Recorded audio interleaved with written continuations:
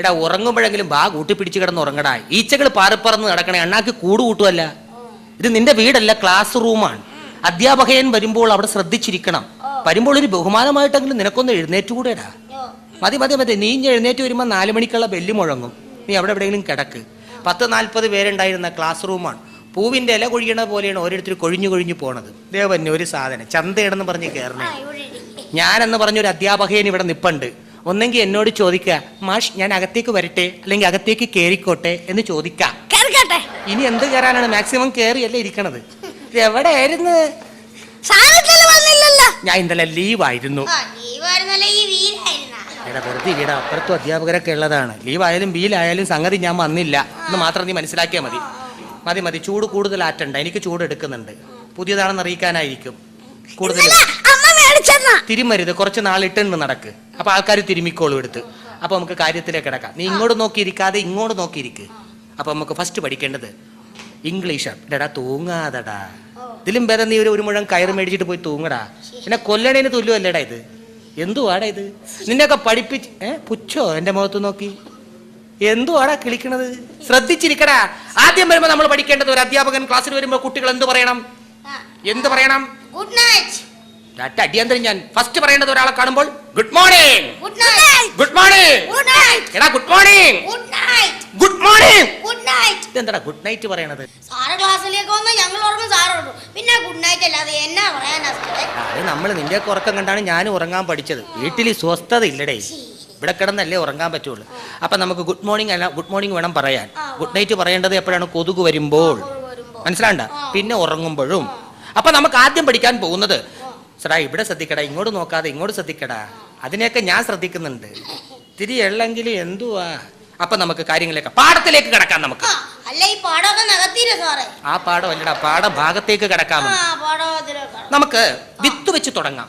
വിത്ത് എവിടെയാണ് നമ്മൾ കൂടുതൽ ഉപയോഗിക്കുന്നത്? സുനിൽ വിത്ത് ഷീല, ഷാരി വിത്ത് മധു എന്ന് പറഞ്ഞതുപോലെ വിത്ത് വെച്ച് ഉപയോഗിക്കാവുന്ന ഒരു വാചകം പറയൂ.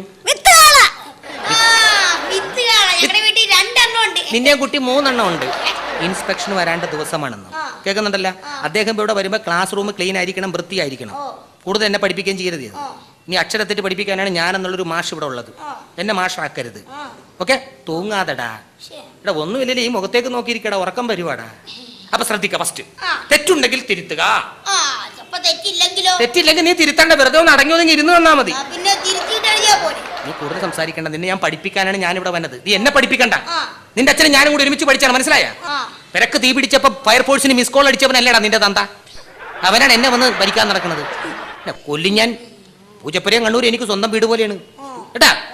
തെറ്റുണ്ടെങ്കിൽ തിരുത്തുക. സെയിംപിച്ച് കളിക്കാതെടാ. അതിനൊക്കെ സമയമുണ്ട്. ഇംഗ്ലീഷ് ക്ലാസ് ഉണ്ട്, കെമിസ്ട്രി ഉണ്ട്. അവിടെ കളിച്ചാൽ പോരെ. തൊട്ട് കളിക്കാതെ അകന്നിരിക്കടാ. എന്തോ അവൻ അകന്നിരുന്നിട്ട് ഇത് അങ്ങോട്ട് ചെല്ലണേണ്. കാലത്തിന്റെ പോക്ക്.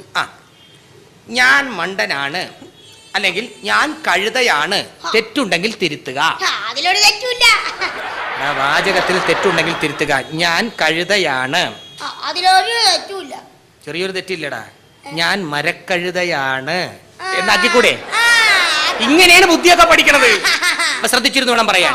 ഓണമാണ് വരാൻ പോണത്. ഓണത്തെ കുറിച്ച് ഒരു 3 വാചകം പറഞ്ഞേ. ഇതിൽ അവസാനം പറഞ്ഞതാണ് നീ ഇപ്പൊ ചെയ്യേണ്ടത്. എന്റെ കൺമുന്നിൽ നിന്ന് പൊക്കോണം. നിന്നോട് വൃക്കട പടം വരക്കാൻ പറഞ്ഞിട്ട് നീ വരച്ച? നിന്റെ ഇക്കാടെ പടം വരക്കാനല്ല പറഞ്ഞത്, വൃക്കട പടം വരക്കാനാണ്. ഡേയ്, ഒരു അരമണിക്കൂറെങ്കിലും ഉറങ്ങാതെ നിൽക്കടേ. ഇത് എന്തോന്നാ രാത്രി പണി നിനക്ക്? ഇപ്പോഴേ ഉറക്കം തോന്നിക്കഴിഞ്ഞാൽ വലുതാകുമ്പോൾ നീ എന്തോ ചെയ്യും? ഇവിടെ ശ്രദ്ധിക്കടാ. അത് അവിടെ കിടന്ന് ഉറങ്ങുമ്പോൾ നീ അങ്ങോട്ട് നോക്കണ്ട, നീ ഇങ്ങോട്ട് നോക്കിയേച്ചാൽ മതി. നമുക്ക് കണക്ക് പഠിക്കാം. ഇന്ന് കണക്ക് അധ്യാപകൻ ലീവാ. അതുകൊണ്ട് നമുക്ക് കണക്കാണ് ജീവിതത്തിൽ ഏറ്റവും വേണ്ടത്. നോ ഹാൻഡ് ആൻഡ് അരിത്തമെറ്റിക് എന്ന് കേട്ടിട്ടില്ലേ? എന്റെ ക്ലാസ് ഒരു കണക്കാണെങ്കിൽ കണക്ക് അവിടെ ഇരിക്കട്ടെ. ജീവിതത്തിൽ കണക്കാണ് ഏറ്റവും വലുത്. എന്റെ കണക്കൂട്ടലുകളൊക്കെ കറക്റ്റാ. നീ എന്നെ കണക്ക് പഠിപ്പിക്കണ്ട. എന്ന് ആര് പറഞ്ഞു? അല്ല സാർ ഇന്നലെ സ്കൂളിന്റെ ഇടപെടി വെച്ച് ശോശാമ്മ ടീച്ചറിനോട് പറഞ്ഞ ഞാൻ കേട്ടല്ലേ സാറിന് കണക്കൂട്ടലൊക്കെ തെറ്റിയൊന്നും. അത് പിന്നെ ശോശാമ്മനോട് പറഞ്ഞൊരു കണക്കിന്റെ ഡിസ്കഷൻ നടത്തിയതാണ്. അല്ല ഞാൻ ചോദിക്കട്ടെ, ചുറ്റുപാട് നോക്കിയിട്ടാണ് ഞാൻ ശോശാമ്മനെയും കൊണ്ട് ഇടവഴിയിലേക്ക് പോയത്. അവിടെ ഇരുന്ന് ഞാൻ പറഞ്ഞ കാര്യം നീ എവിടെ വിളിച്ചിരുന്ന് കേട്ടടാ? ഈ സീക്രട്ട് ആയത് നീ ഒരിക്കലും ലീക്ക് ഔട്ട് ആക്കരുത്. ശോശാമ്മക്കും എനിക്ക് നാണക്കേടാ. എന്തുവാടാ ഇത്? എന്താ പറഞ്ഞത്? അല്ല സാർ എന്റെ അച്ഛൻ്റെ കൂടെ ജോലി ചെയ്തിരുന്നത്. ഓ, അങ്ങനെ ഒരു കഷ്ടകാലം എനിക്ക് ഉണ്ടായിരുന്നു. അല്ല സാറിന് എന്താ അവിടെ നിന്ന് പിരിച്ചുവിട്ടത്? ഒന്നും പറയണ്ടടാ. ഇതുപോലുള്ള സംശയങ്ങൾ ക്ലിയറൻസ് ചെയ്യലാണ് എന്റെ പരിപാടി. അതായത് 24 hours ഡ്യൂട്ടി ആണല്ലോ. ഡ്യൂട്ടി എന്നാണ് നമ്മൾ പറഞ്ഞ് പഠിപ്പിച്ചേക്കടെങ്കിൽ പോലും ഏത് കഷ്ടപ്പാടും ദാരിദ്ര്യവും കൊണ്ട് നമ്മൾ അല്പനേരം ഒന്നും ഉറങ്ങിപ്പോയി. എന്തായിരുന്നു സാറിന്റെ ജോലി? സൂപ്പർ ഫാസ്റ്റിലെ ഡ്രൈവർ ആയിരുന്നു. 10 സെക്കൻഡ് ഉറങ്ങിപ്പോയി. പിന്നെ എനിക്കൊന്നും ഓർമ്മയില്ല. അപ്പൊ ഇത്ര നേരം നമ്മൾ പഠിപ്പിക്കലും പഠിക്കലുമായിരുന്നു. ഇനി നമുക്ക് റിലാക്സിന് വേണ്ടി കുറച്ചു നേരം കളിക്കാം.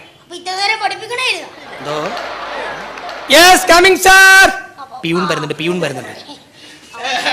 എല്ലാവർക്കും ഒരു സന്തോഷ വാർത്തയുണ്ട്. ഈ വരുന്ന 26, 27 സ്കൂളിന് അവധിയാണ്. അടിപൊളി. എല്ലാവർക്കും സന്തോഷമായല്ല? എനിക്ക് സന്തോഷമായി. കാര്യം സെക്കൻഡ് വൈഫിന്റെ വീട്ടിൽ പോയിട്ട് 9 മാസമായി. 25-ാം തീയതി വെളുപ്പിന് പോയിട്ട് 27-ാം തീയതി രാത്രി തിരിച്ചു വരാം. അതൊക്കെ ചോദിക്കട്ടെ, 26, 27 അവധി എന്താണ്? അന്ന് ശനി ഞായറുവാ. അന്ന് ശനി ഞായറും മനുഷ്യൻ ഒരുവിധം കൈയടി വേണ്ട, കൂടുതൽ പ്രോത്സാഹിപ്പിക്കണ്ട. കേൾക്കണ്ട? ജീവിതത്തിൽ നിനക്ക് ആരാകാനാണ് ആഗ്രഹം? നീ ഒന്നും ആകാൻ പോണില്ല. ജീവിതത്തിൽ നിനക്ക് ആരാകാനാണ് ആഗ്രഹം? പൈലറ്റാ?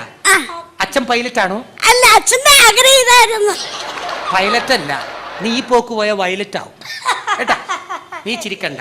നമുക്ക് സയൻസിലേക്ക് കിടക്കാം. മാലാഖമാരെ കുറിച്ച് കേട്ടിട്ടുണ്ടോ? കേട്ടിട്ട് മാത്രമല്ല, കണ്ടിട്ടുണ്ട്. മാലാഖയെ?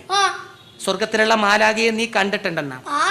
എന്റെ മുമ്പിൽ ഇരുന്ന് കള്ളം പറഞ്ഞ ചവിട്ടി ഞാൻ കീറിഞ്ഞ. അല്ലെന്നേ, എന്റെ വീട്ടിലെ വേലക്കാരോട് എന്നും രാത്രി എന്റെ അച്ഛൻ പറയാറുണ്ടല്ല, നീ ഒരു മാലാഖയാണെന്ന്. നിന്റെ വീട് മറ്റാ കുളത്തിന്റെ അവിടെ തിരിയുമ്പോ? കുളത്തിന്റെ അവിടെ തിരുമ്പോ അടുത്തേക്ക് പോകുമ്പോ അവിടുത്തെ ആ നൈറ്റ് ഇട്ട് നിൽക്കുന്നത് വേലക്കാരിയാ? എവിടെയുള്ളത്? അത് എവിടെയുള്ളതെന്ന് എനിക്കൊന്നും അറിഞ്ഞൂടാ. ആണല്ലേ? മാലാഖയല്ലേ? നമ്പറുണ്ടോ വീട്ടിൽ? ഫോൺ നമ്പർ ഉണ്ടോ? അങ്ങനെയല്ല പഠിക്കേണ്ടത്. 5, 6, 7, 4, 3 എന്നല്ല എണ്ണേണ്ടത്. 1 by 1 ആയിട്ട് എണ്ണണം. 1, 2, 3, 4, 5, 6, 7, 8 അങ്ങനെ കോടി. പിന്നെ എനിക്ക് പരീക്ഷയ്ക്ക് കിട്ടിയ മാർക്കൊക്കെ പറഞ്ഞതാ. ഇവൻ എണ്ണാത്തതിന്റെ ബാക്കിയാണ് നിനക്ക്. ഇവൻ 2 കഴിഞ്ഞ് 4 പറഞ്ഞത്, 3 നിനക്ക് കിട്ടിയിട്ടുണ്ട്. നീ ചിരിക്കൊന്നും വേണ്ട. കേൾക്കണ്ട? വാക്യത്തിൽ പ്രയോഗിക്കാം. എന്തെല്ലാമാണ് നിങ്ങൾക്ക് ഞാൻ പഠിപ്പിച്ചു തരുന്നത്. നിങ്ങൾ ഭാഗ്യവന്മാരാടാ. അറിവിന്റെ നിറകുടമായ ഒരു മാഷിനെ തന്നെ നിങ്ങൾക്ക് കിട്ടിയില്ലേ? നിർഭാഗ്യവന്മാരാ ഞങ്ങള്. ശ്രദ്ധിക്കടാ, ഇങ്ങോട്ട് ശ്രദ്ധിക്കടാ. വെറുതെ അല്ല, നീ ഈ ക്ലാസ്സിൽ തന്നെ ഇരിക്കാൻ തുടങ്ങിയത് 3 കൊല്ലമായി. നിന്നെ പഠിപ്പിച്ച് എനിക്ക് ഫീലിങ്സ് ആയി. ഓൾറെഡി ചിരിക്കല്ലേടാ. പൂർവികന്മാരെ ഓർമ്മ വരണേ. നീ ഉണ്ടാതിരി.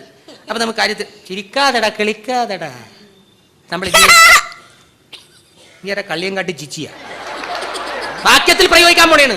ഞാൻ വാക്യത്തിൽ പ്രയോഗിക്കണേന് പറയും, ഞാൻ വാക്യത്തെടുത്ത് പ്രയോഗിക്കും. ഞാൻ കുഞ്ഞുങ്ങളെ കൊന്നാലൊന്നും വലിയ ശിക്ഷ കിട്ടാൻ പോണില്ല. അപ്പൊ വാക്യത്തിൽ പ്രയോഗിക്കാൻ പോണു. കാട്ടാന. എന്റെ സാറേ, ഇത് വെച്ച് നീ ഒരു വാചകം പറഞ്ഞു. വാചകം പറയാനോ? രാത്രി 12 മണി ഞാൻ റോഡിലൂടെ നടന്നു പോകുമ്പോ 3-5 പേരെന്നെ കൊല്ലാൻ വരുന്നു. ഞാൻ എന്നാ കാട്ടാനാ? ഞാൻ നീ ഉദ്ദേശിച്ച പോലെ അല്ല. നീ ഈ പോക്ക് പോയാലും ഒരു 5-6 കൊല്ലവും കൂടി ഇവിടെ ഇരിക്കും.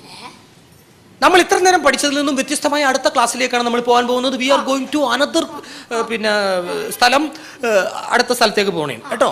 അപ്പൊ നമ്മൾ ഇനി പഠിക്കാൻ പോകുന്നത് ജനറൽ കോളേജിലെ ഇത് ജനറൽ നോളജ്. എനിക്കറിയാം, ഞാൻ കുറെ നേരം നിരങ്ങിയിട്ടാണ് ഇങ്ങനെ ആയത്. നിനക്കൊക്കെ ഓർമ്മയുണ്ടാകാൻ വേണ്ടി ഒന്ന് തെറ്റിച്ചെന്ന് മാത്രമേ ഉള്ളൂ. ജനറൽ, ഇപ്പൊ നീ എന്താ പറഞ്ഞത്? ആ സ്ഥലത്തേക്ക് നമ്മൾ പോകാൻ പോകണം. എടാ, എന്നെ പഠിപ്പിക്കണമെന്ന്.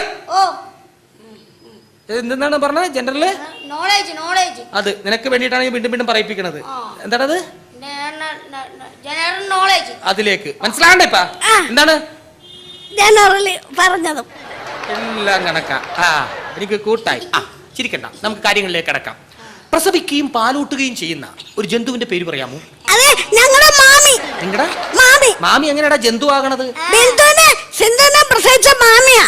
മാമി എന്നാ പാലും കൊടുക്കുന്ന. നിന്നൊക്കെ ആരാടാ പഠിപ്പിക്കണത്? ചിരിക്കണ്ട. നിന്നോട് വേറൊരു ക്വസ്റ്റ്യൻ ആണ്. വിഷ്ണുവിനെ കേട്ടിട്ടുണ്ടോ? വിഷ്ണു തങ്കപ്പന്റെ മോൻ. ആ വിഷ്ണു അല്ല, മഹാവിഷ്ണുവിന്റെ കയ്യിൽ ഒരു ചക്രമുണ്ട്. ശത്രുക്കളെ നിഗ്രഹിക്കാൻ വേണ്ടിയിട്ടുള്ള ഒരു ആയുധമാണ്. മഹാവിഷ്ണുവിന്റെ ഈ കൈ വിരലിൽ കിടന്ന് ഇങ്ങനെ കറങ്ങുന്ന ആ ആയുധത്തിന്റെ പേരെന്താണെന്ന് പറയാമോ? CD player. CD ഡിസ്കാ? ശരിക്കത് CD ഡിസ്ക് ആണ്. എന്തെങ്കിലും ആട്ടെ. ഇനി അടുത്ത ക്വസ്റ്റ്യൻ. പ്രസവിക്കുകയും മുട്ടയിടുകയും ചെയ്യുന്ന ഒരു ജീവിയുടെ പേര് പറയൂ. പ്രസവിക്കുകയും മുട്ടയിടുകയും ചെയ്യുന്ന ഒരു ജീവിയുടെ പേര് പറയൂ. ഏലിയാമ്മ ടീച്ചർ. ഏ? ഏലിയാമ്മ ടീച്ചർ. പ്രസവിക്കുകയും മുട്ടയിടുകയും ചെയ്യുന്ന ജീവി ഏലിയാമ്മ ടീച്ചറാ.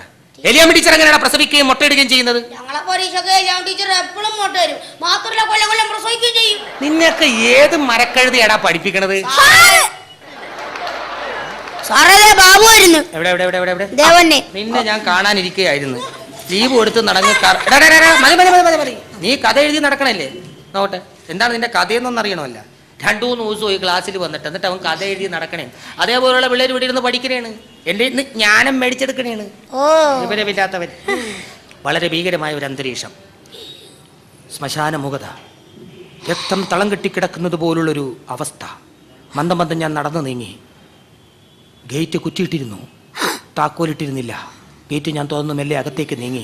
പട്ടി ഊളിയിടുന്ന ശബ്ദം, ഭയങ്കരവും ഭയാനകവുമായ നിശബ്ദത. എവിടെയോ അപകടത്തിൻ്റെ സൂചനയുടെ മണം. ഞാൻ സാവധാനം മുറിക്കുള്ളിലേക്ക് നടക്കാൻ ശ്രമിച്ചു. മുടി ഓടാമ്പലിന് കുറ്റിയിട്ടിരിക്കുന്നു. രണ്ടും കൽപ്പിച്ചുകൊണ്ട് ഞാൻ കുറ്റി തുറന്നു. വവ്വാലികൾ അകത്തു നിന്നും പുറത്തേക്ക് ചിറകടിച്ചു പോയി. പട്ടികൾ അപ്പോഴും ഊളിയിടുകയായിരുന്നു. സാവധാനം ഞാൻ നടന്ന് മുന്നോട്ട് നീങ്ങിയപ്പോൾ മാറാമ്പലുകൾ എൻ്റെ ശിരസിൽ ഉടക്കി. അത് ഞാൻ വകഞ്ഞു മാറ്റി. ഞാൻ നോക്കിയപ്പോൾ കണ്ടത്, ഈശ്വരാ, കട്ടിലൊരാൾ മൂടിപ്പൊതച്ച് കിടക്കുന്നു. സകല ശക്തിയും സംഭരിച്ച് സകല ദൈവങ്ങളെയും വിളിച്ച് ഞാൻ ആ കമ്പിളിപ്പുതപ്പ് വലിച്ചു മാറ്റി. എന്റെ മകൻ ബാബു 108 ഡിഗ്രി പനി പിടിച്ച് കിടപ്പിലാണ്, അതുകൊണ്ടാണ് അവൻ വരാത്തത് എന്ന് സ്വന്തം അച്ഛൻ.